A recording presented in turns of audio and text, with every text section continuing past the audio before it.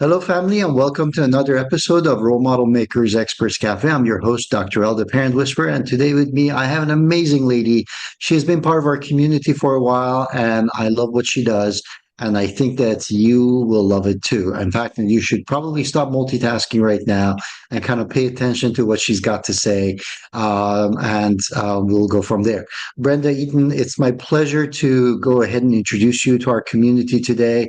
And thank you, audience, for tuning in. Brenda, can you tell our audience members a little bit more about what you do and how you got involved doing it? And then we can go from there. Sure, absolutely. Thank you for having me, Dr. Hell. I appreciate it. I am a parent first off. I have two children. One of them has special needs, so that's passion near and dear to my heart. I worked in public education for over 20 years as a special education teacher, and that my children brought me to the profession. And over time, as I supported my children and doing my work, I developed my career through helping children. But I have also just a deep passion for helping parents and helping parents help their children. So really passionate about wanting to do that. I got certified as a board certified behavior analyst. But that really just looks at behaviors. And I realize there's more to people than just behaviors. There's inner works, we're all people, and really became important to me. And I studied positive psychology, which really looks at the inner workings as well. And I retired from public education, and now I am a resilience coach for parents and their children. Beautiful. And I love this work because I know that it has impacted me personally. And it's such an important part of bringing a family together and making sure that when you're at the other end of it, not when you're just starting a family, you look back and you have beautiful memories. And family is not, a curse word, but it's actually something that you look forward to and it's a refuge for you. So thank you for what you do. Um, Now, Brenda, when we were talking about all of this, and you mentioned behavior and you mentioned inner works. Can you differentiate between the two a little bit for our audience members as well? Sure, absolutely. Board Certified Behavior Analyst is something that's very specific, very trained. There's 18 college credits, and you have to do thousands of hours of supervision. But it's basically focuses on behavior. So it's what you see, and what you see you can measure, and it's being able to quantify it, measure it, and setting up interventions, measuring the intervention to see if it works. It's wonderful for, I feel, for individuals that may not have a lot of language and have severe behaviors. But when you have individuals that might be struggling and showing behaviors, and a behavior can be anything from like not wanting to do their homework to something more advanced. We need to consider what's going on for the person internally, what's going on with their thoughts, what's going on with their beliefs, because that all drives behavior. And when we are not considering what's going on internally for the individual, that's to me a problem. So we really want to be thinking about what's going on internally for ourselves and for our children, and be good models, role models for our kids, because they do pick up on that stuff. And this becomes a really important thing when you're talking about children with special needs or developmental delays and all of those other things as well. So, really, really important stuff. You mentioned resilience. So let's talk about that because it seems like something that is um, it's becoming a bigger issue in today's world, not just for kids, but also for grown-ups to be resilient. So let's define it and talk about some of the challenges that families are facing. Sure, sure. So resilience is, I think it's being able to bounce back better. And it needs to kind of happen over time. It's not a magical push a button or do this exercise and you're going to be resilient. It's a matter of changing your body chemistry and your thought process. And for parents, and the statistics on children and youth with special health care needs, which is a specific term, is any child that is beyond what is needed on a regular basis in a regular day at school or at home.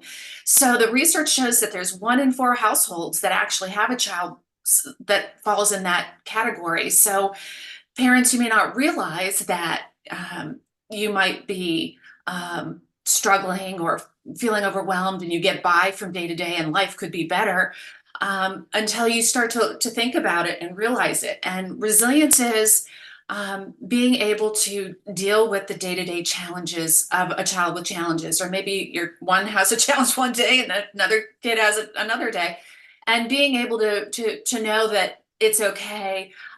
You don't have to be overwhelmed. Sometimes we think we have to respond a certain way if our child's having a hard time, but you can take care of yourself and you can know that your world's okay and you can help make your child's world okay. And to be more resilient, you need to be present. So mindfulness is something that's very important. Being able to be present, not focus on the past, because the past can cause, focusing on the past can cause depression. Overthinking about the future and what's going to happen in the future can cause anxiety. And so why being in the present moment is so important. You're better equipped to manage what's happening in that current moment. And again, something that takes time and practice, and the resilience of being able to do a daily practice. It can just take a few minutes every day. And once you have that mindset, that headspace that you're present and you're ready to take on the day and deal with whatever comes next, is really going to make you feel empowered, and a great way to model for your children too. Absolutely. And depression and anxiety are really prevalent in our society now. And I Yes. do want to mention the importance of what you just mentioned about focusing on the past and the future rather than the present. Because oftentimes parents are focused on what are the kids going to do next, or what did they do that they could have done differently. And if Right. your focus is constantly on what they could have improved upon or what's next and preparing for it, inadvertently they can actually go ahead and create that intrinsic Mhm. anxiety and Stress. depression basically within the children. So really, really important. So what are some of the things that families come to you and the challenges that they have to overcome in order to be able to be in the moment and be able to address those inner peace basically that comes with it? Yes. Yeah, so this is kind of where the behavior analyst piece comes in. I know from that you know our patterns of behavior can be very set, and it can be difficult to move into a new way of being. And I think the challenges I find mostly with parents that I work with is the trying to change. They want to change, but accepting I can change and I can make it better because they're so set in their patterns. They're so set in their way. They basically want to accept. Well, this is the way my life is, so I just have to live with it. So that's not true. You can increase your happiness and well-being, and it's so very easy and so very simple. And know that you deserve to be happy, and know that it's okay if your child's struggling. We all have struggles. Our kids will all have struggles. That's a part of being a human being, and being able to understand that being present, something you didn't go well in the past, then what I tell my families is then learn from it. Everything is a learning opportunity. Learn from it, glean from it information, accept it, let it go. And then future, you can't predict the future, you can't control the future, but you can plan for the future. So consider what you can do to plan for the future, considering the lessons you've learned and moving those forward into your future, and being content to be happy with the present moment. Because again, all that worry and all that anxiety and all that stress doesn't change anything. It doesn't make anything happen in the future. That planning does, that present moment thinking, and what you want to see for the future is what you need to do. So, Okay, so I wanted to see if I could get a couple of tips from you for the audience members that are listening in. Takeaways, things that they could do starting today. Um, and I know because we are part of Role Model Maker, we always talk about role modeling the behavior, right? mhm. So what can parents do for themselves that demonstrates this? And how can they encourage and inspire their kids to follow suit and do that? So what would be your tips and suggestions on that? Absolutely. I think mindfulness has been around since 2012. There's a lot of research out there that documents its effectiveness. It's not going anywhere. And I think sometimes people are like, what is mindfulness? So it can be a lot of different things. So it can just be deep breathing. So maybe in the morning when you're having your you're sipping your coffee, do some deep breathing and positive psychology advice. Think of things you're grateful for. What is going right in your life? It's not always what's wrong, but let's look at what's right in your life. I was able to pay my bills this month. I have food on Mhm. the table. I have a job.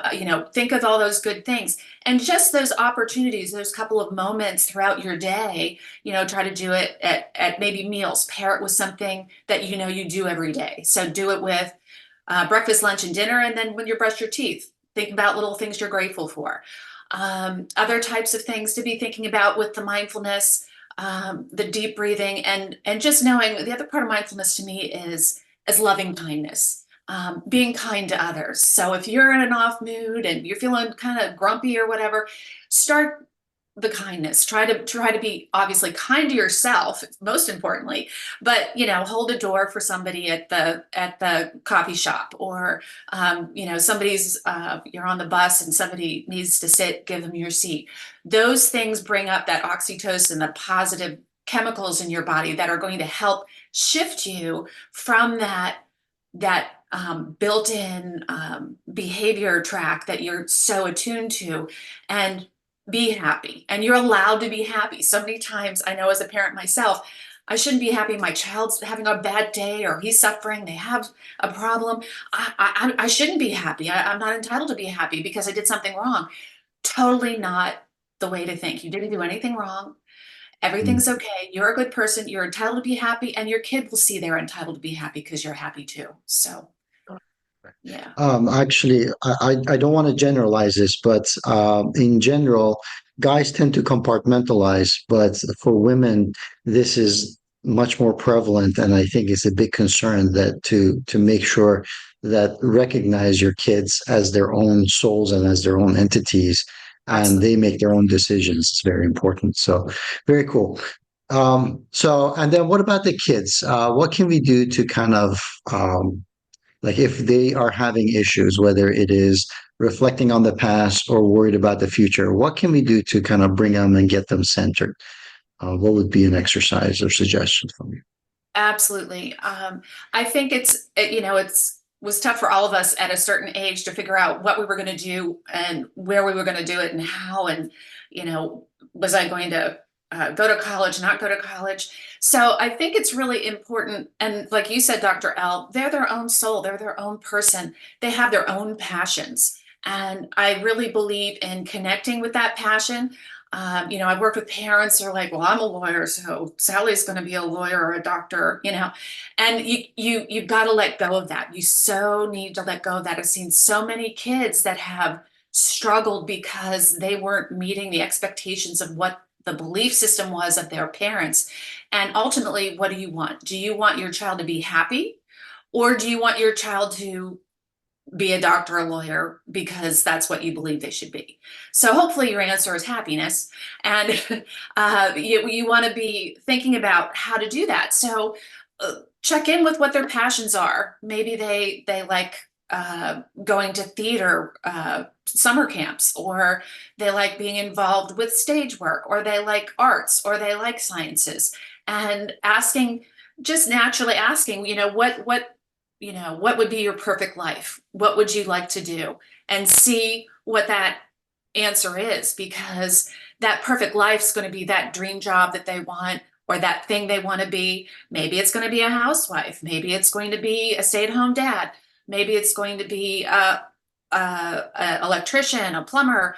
It's really hard to say. And even if the job isn't the answer, and what they're passionate about is something that is giving back to the community in some way through volunteering or at the church or something like that, that is so valuable. And when they are feeling that fulfillment inside, they can do a job, whatever job it is they need to meet their needs, and they will be happy in life, because that is the ultimate goal. Beautiful. Now, I know that everything that you're saying, life throws these surprises at us, and everything is always easier when you have support both at home and within the community. But speaking of support, how can people find out and get support from you and learn more about what you do? Sure. So I started Grow Your Happy. So it's growyourhappy.co. Very simple, Okay, cool. growyourhappy.co. Oh, And you can reach me there. I actually have a wellness quiz you can take, and that's a way to kind of figure out where you are with things. Just also know if you're looking for support, um, always consider your community as well, because I'm in one place and I'm not able to be in person in every neighborhood. So you want to reach out to your community in regards to any kind of health and well-being resources that might be available for your child. mhm, But for Grow Your Happy, we're able to support with virtual sessions where we can do group sessions for parents. We can do individual with parents and child. So there's a lot of different options. And using a method called acceptance and commitment training, which is through my behavior analytic background, but is also in a mental health stage arena for uh, getting and feeling better. It involves acceptance. It involves values, value-driven action, and being able to process where you are right now and what you need to do to feel better and what you need to do to get where you want to be. So we all have an ideal life, and my goal is to help parents be able to see what those are, become more resilient, and help their kids be more resilient too. beautiful. Awesome. So, guys, Brenda has provided actually several links for me. I'm going to put those in the description box below. So please make sure you take the time to go down below, click on those, and check those details out.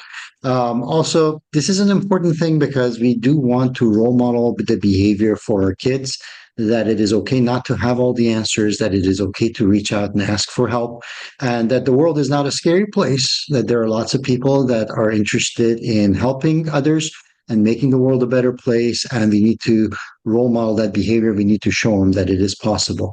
So please make sure that number one, you connect with us if you haven't already done so by clicking subscribe so you get notified of all the different experts that come here sharing their expertise and their gifts with you.